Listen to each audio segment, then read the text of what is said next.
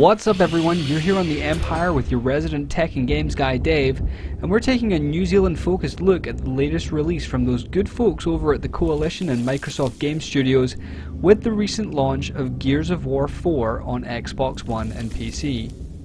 First up, this is an Xbox Anywhere title, which means that if you buy a digital copy on either Windows 10 or Xbox One, you get it for both platforms. As a result of this, our footage is a bit of a medley of both platforms, and we've got a bit of a comparison piece as well. Since cutting their teeth on the re-release of the original Gears of War in August last year, the guys at the Coalition have been busy. Gears of War 4 marks the first new chapter in the respected Microsoft-focused series in a very long time. Setting the scene, you'll be playing as JD, the son of Marcus Phoenix, and the game is set around 25 years after the end of Gears of War 3, which saw Marcus and Delta Squad successfully eradicate a locust. Humanity has slowly been rebuilding after coming back from the brink of extinction, and the COG forces are starting to build new settlements and slowly reclaim the planet in an unusual burst of peace. Naturally, your shenanigans result in the thorough fracturing of this, and in a suitably explosive escalation, you suddenly find yourself up against a multitude of pissed off baddies that look oddly familiar.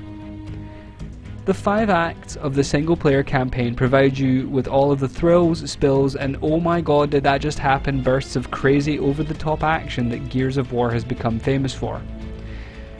And JD and his cadre of friends pick up the mantle of bromance and brouhaha from the Delta Squad of Gears of War fame. If you're returning to the franchise, it will feel familiar but fresh, and if you're a new player, they've done a good job of providing backstory, even going beyond the original Gears of War game to fill out some of the lore prior to the initial game. Gameplay and mechanics are solid for the most part. They've added a couple of nice touches to the well-tried and tested methods of moving and shooting. The roadie run of old is in full swing, but with some added extras, and you can now vault over cover. It doesn't always work as you'd like it to, but once you've sussed the timing, it's consistent enough. Cover-based shooting is still the main staple of the game, and the guys at the Coalition have made some really interesting environments for you to wade through.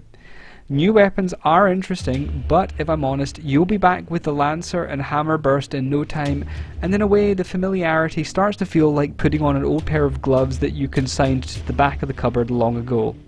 Comfortable, but you still wish they could have used the new stuff more. Now, multiplayer comes in Versus and Horde mode. Versus mode is 6v6 with multiple game types, and I'm still rubbish at it, so I didn't investigate it too deeply. But there certainly appears to be plenty of depth and longevity in the game. It is also pushing for a substantial Major League Gaming series and pro gamer crowd, so there is plenty of incentive to get into it. Horde mode is almost single-handedly why my review is significantly behind the curve here. I couldn't put it down for long enough to get this game review pumped out. 5-player multiplayer through increasingly difficult waves of enemies from the single-player campaign. It contains classes for the players, bonuses, crafting, all of the major hooks that you would need to get into a multiplayer game in a big way. It is actually one of the best multiplayer cooperative game modes I have seen this year. Now, as I've mentioned, I've played both on the Xbox One and the PC, thanks to Xbox Anywhere from Microsoft. Graphically, a good PC is always going to win, and here it is certainly the case. In 4K and at 60 frames per second, this game is nothing short of spectacular visually. But of course, the Coalition have made sure that it looks damn good on the Xbox One as well. One thing that I particularly enjoyed on the Xbox One version, however, was that split-screen cooperative, or split-screen mode in general, is available on every single game mode in the game. On the PC, split-screen seems to be a campaign-only affair, which is a shame. I don't know if I was doing it wrong, but yep, that's the only place I could find it. Given that the real longevity in this game is the multiplayer, and that the best multiplayer is going to be with your mates, I'm going to acknowledge that the PC version is superior technically, but the Xbox One version has the capability for more of the good time gaming sessions. Overall, Gears of War 4 is a great game.